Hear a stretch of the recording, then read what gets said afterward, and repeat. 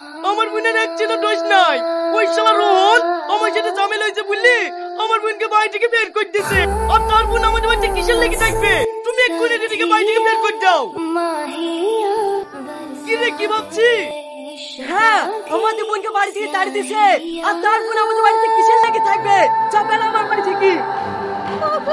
তুমি কি বলছো? গেছলে ভাই, রোহন আমাদের বোনকে মেরেছে, তুই ওর বোনকে ঢুকাইছে। হ্যাঁ, মেরুছে।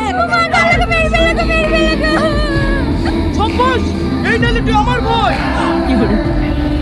কিরে বুড়ি কাঁদছি কেন, কি হয়েছে? কাঁদিস নি বোন, ওরা তোকে তাড়িয়ে দিয়েছে। দাঁড়া দাদা, দাদিকে বাদ দিতে হবে। এই ছোড়া আবার কমনে থেকে এসে কি বলছে? দাদিকে বাদ দেবো তো আমার দেখাশোনা কে করবে? ও চিন্তা তোমাকে করতে হবে না, ছাড় করতে ভালো মাল এসে দেবো। তুমি তাড়াতাড়ি দাদিকে বাড়ি থেকে বের করো।